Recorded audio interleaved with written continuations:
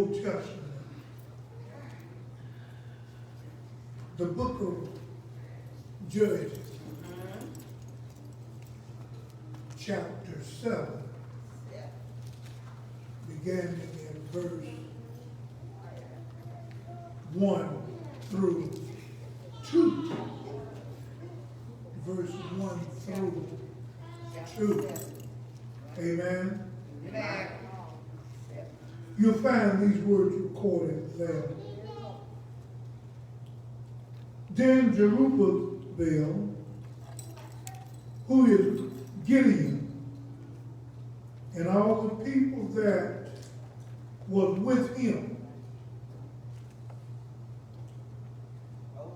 rose up early and pitched beside the well of Heron, so that the host of the Midianites was on the north side of them, and the hill of Morah and the valley. And the Lord said unto Gideon, the people that are with thee are too many for me to give the Midianites unto their hand. Lest Israel vaunt themselves against me, saying, mine own hand hath saved me. Let us read the second verse again.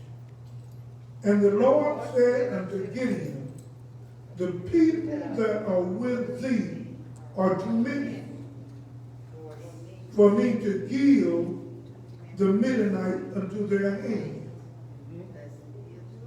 Lest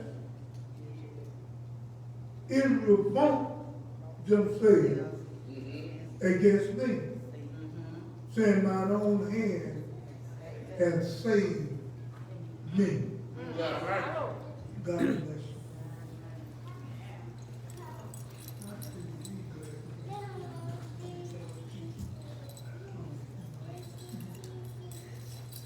Church say amen. Amen.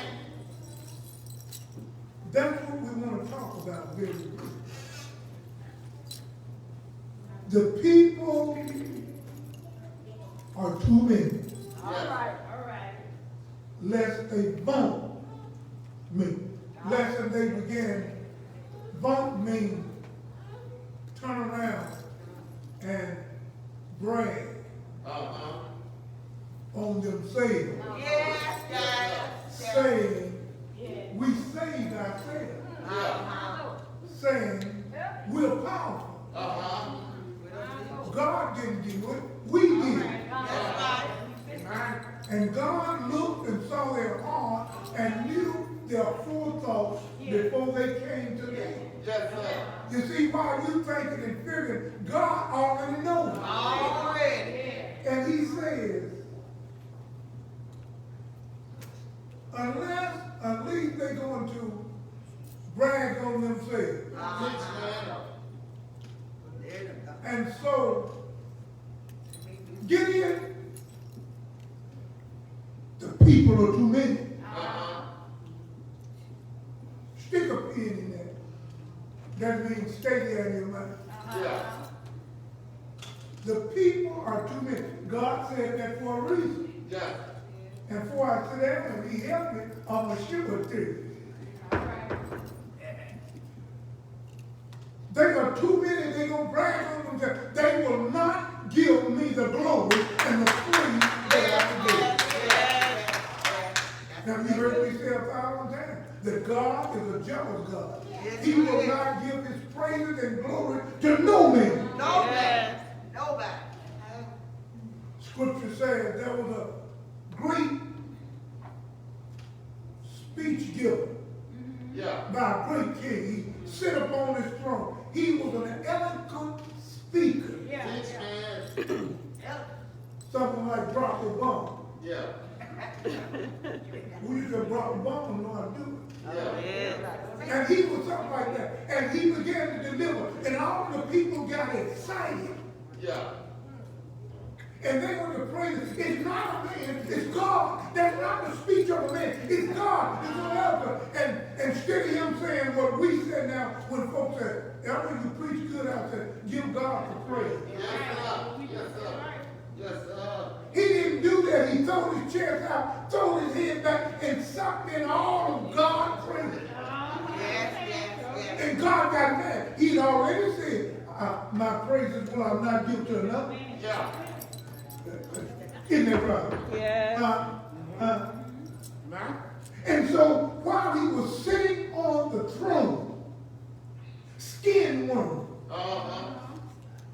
began to eat him up. Yes, sir. Amen. He ain't dead yet. Yeah. He's still sitting there. This guy doing his orientation, and the skin worms are literally eating him up. Yes, See, sir. God is dangerous. You don't play with it. That's right. Yeah. Yes, sir.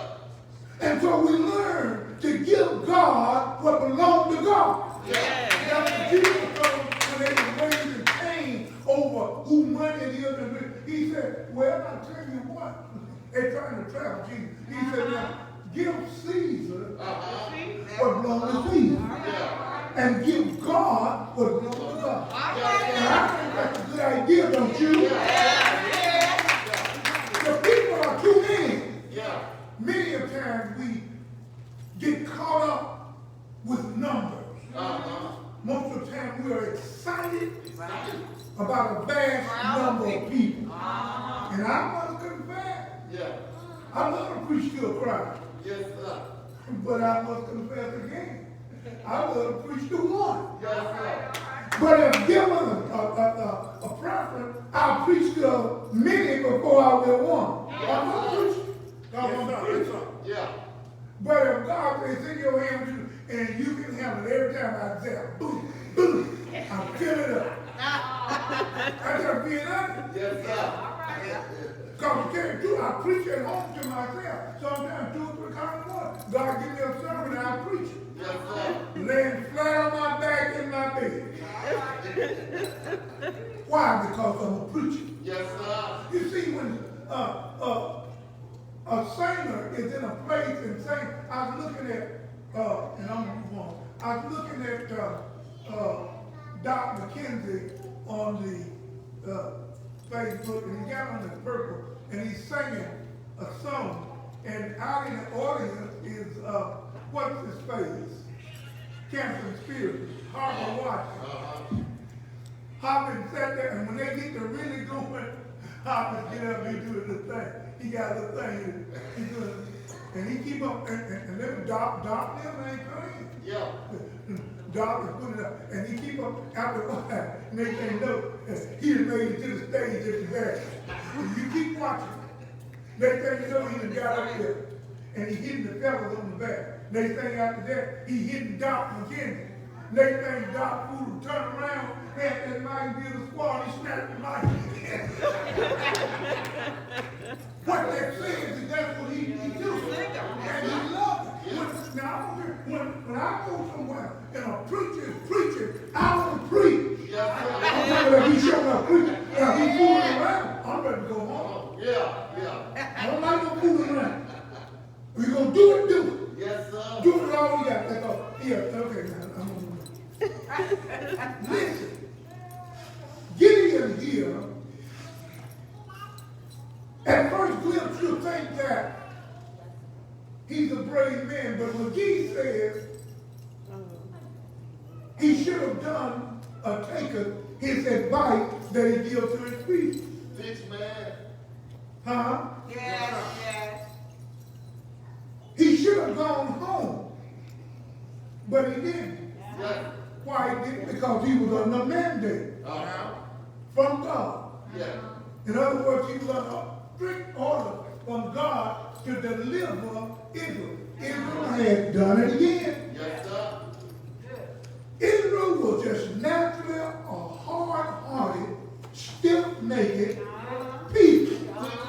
And they refused to listen to God. And they got themselves in trouble again. We find here in this chapter that they are in captivity, so to speak. They are running around. They are free to move around. but they're not free Right. because the Mennonites and all of those folks are over them. Yes, yes. They have invaded the land, and they are over them. And so you'll find why I said what I said about Gideon. He's shifting the sweet, sifting the sweet. And when you sift wheat, I'm having trouble like my mom now with my speech. I have speech. And when you sift that wheat, Right. normally you're up on the highest mountain you can get, because actually what they would do, they would get a handful and throw it up in the air, and the wind would blow the husk away from it. That's right. That's it. But if you read here, the 7th chapter, and read down to the, you discover where Gideon is at. Gideon is at the foot of the mountain. That's the low place. Right. Yes. Isn't that right? Yes. And he's down there threading the wheat. Yeah. Look at verse 11.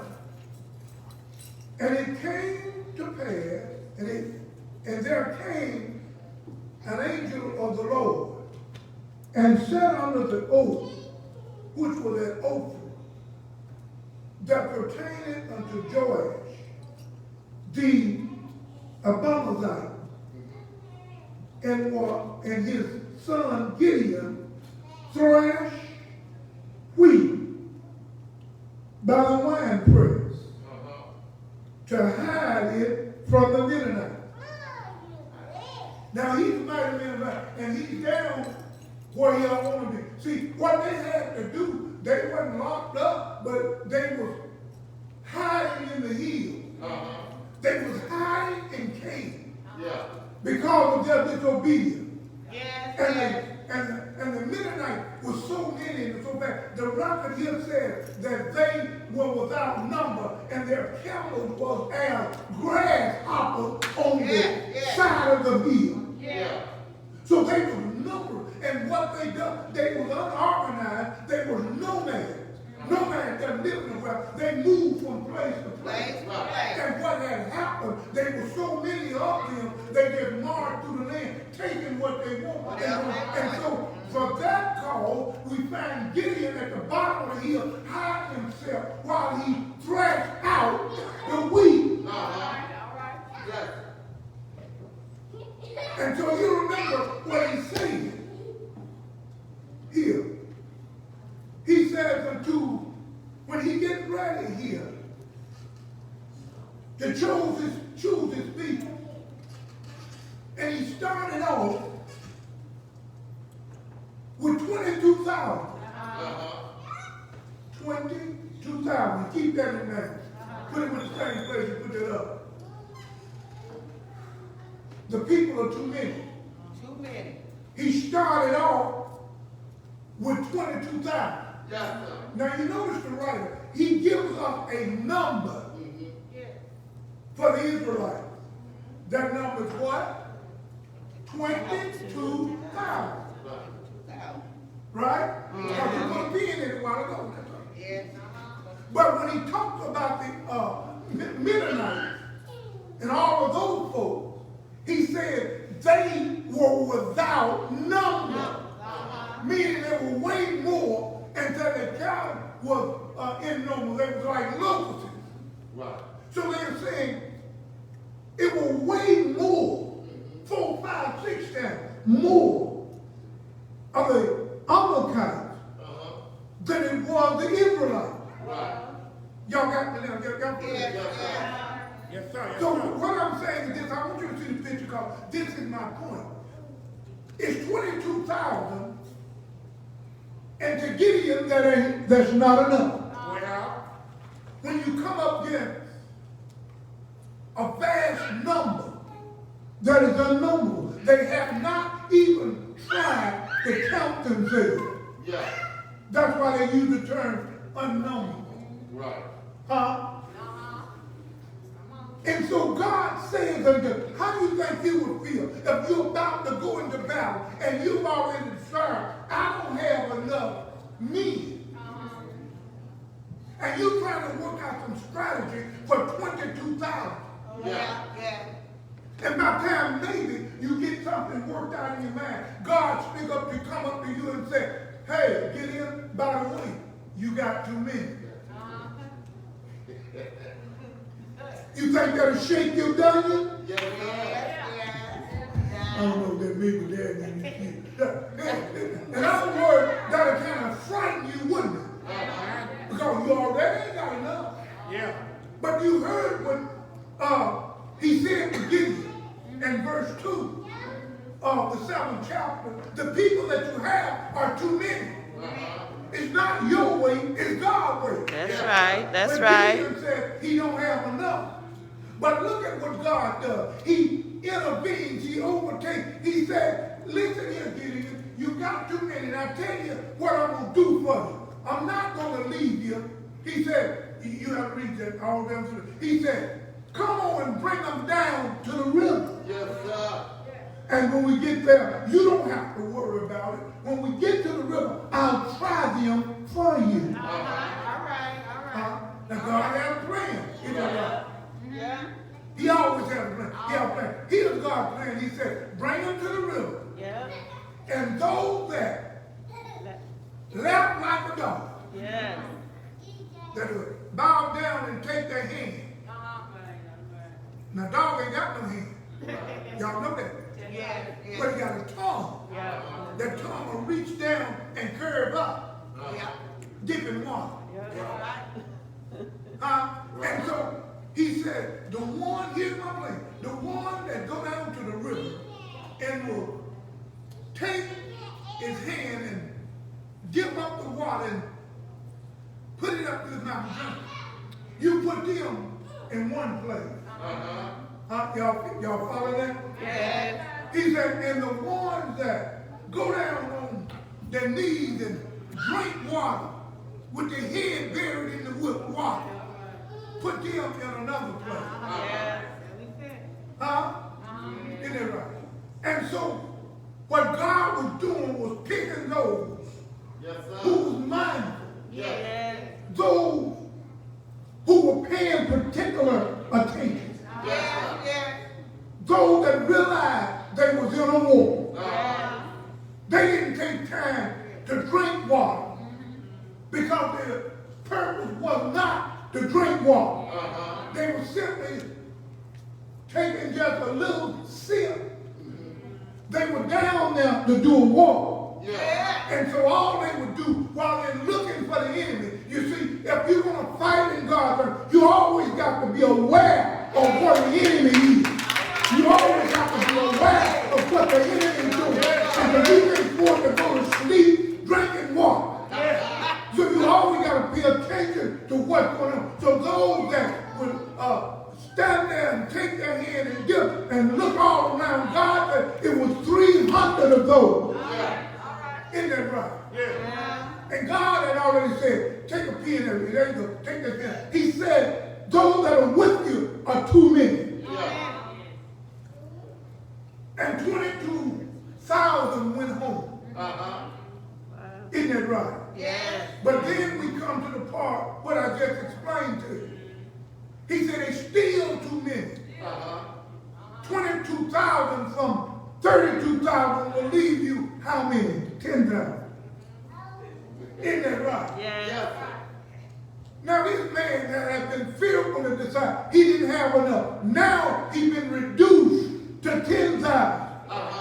I know he wished that he had the 32,000 now. Because he don't have but 22. And God said, come on down to the water. And I'm going to try you there. Yeah. And he tried him there. And those that took and laughed and looked around were 300. He said, tell the rest of them to go on home. Yeah. Isn't that right? All of those that are fearful and afraid need to go home. That's when the 22 out of the fearful and wonderful. Isn't that right? Yes. And that's why you heard me say that the writer, or one of the writers that I checked with, McGee said that Gideon should have gone home because he was just as afraid as anybody else. But it's a difference when you're under order, when you're following instructions. God sent him, called him a mighty man of valor. He said, you will deliver my people. Isn't that right? And he heard, I heard Gideon say, why am I a mighty man of valor? He said, I come from a poor family. And I believe of my poor family in my family. I'm at the bottom of the list. And you say to me that I should lead my people. Isn't that right? And he said, I want to know what happened. Isn't that right? Our foreparents told me about stories about this great God that delivered his people on time. He told me about the deliverance of Israel from the hand of Pharaoh. They told me you delivered them with a mighty hand from Egypt. Isn't that right? And I want to know where that God now, I'm a mighty man of valor, but I'm down here at the foot of the mountain, hiding and thrashing out wheat. And I want to know where the God that delivered our foreparents. Isn't that right? I heard God said, you go down there, I'll be with you. Thank God, all right. And I'm so glad that God said, and Jesus said, a little later, I won't leave or forsake you. He said, I'll be with you from the 6th to the 9th hour. I'll be right there. Isn't that right? And I'm glad that he won't leave. Isn't that right? I heard God tell Brother Gideon, go down there to the camp and listen very carefully. Listen very attentively. Listen to the story of the dream that they had in that camp. And so he got up and took a couple of his men to the edge of the camp, and they listened. You see, sometimes you got to be quiet, and it's all right sometimes to eavesdrop on something the prophet said. And two of the Amalekites was in there talking, and one of the Amalekites told the other one about a dream. Is that right? I heard him say, I had a dream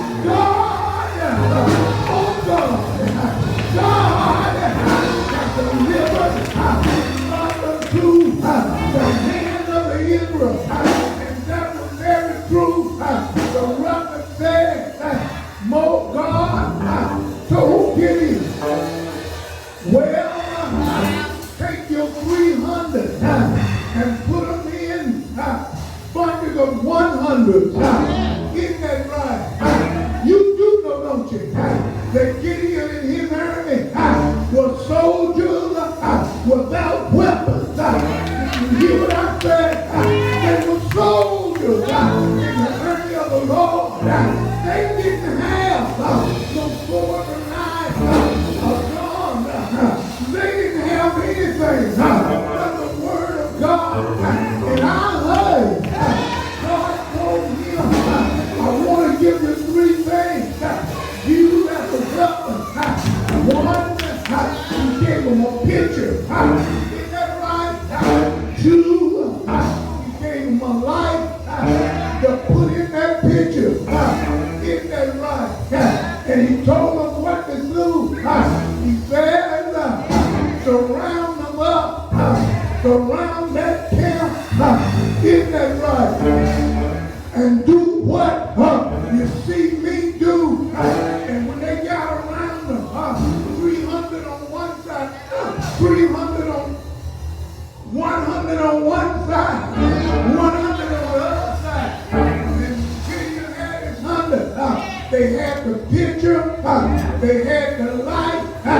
Isn't that right? And he said, cry out the sword of the Lord and the Gideon have come against you. And when you cry that out, take that picture and break it. And when they broke it, the light shined through. Ain't God alive? And the other time they got scared and they got all out of a rage. They didn't know what was going on. In the midnight hour, they getting close to God. There were so many of them. They felt the tears by sheer numbers. And it wasn't no God posted. They were asleep. And when they heard the sword of God and the Gideon and the pictures broke, 300 of them, and the bright light shined through, they jumped up and went to running. They pulled out their swords, began to cut one another. Get back to it. And after a while, they ran. Get back to it.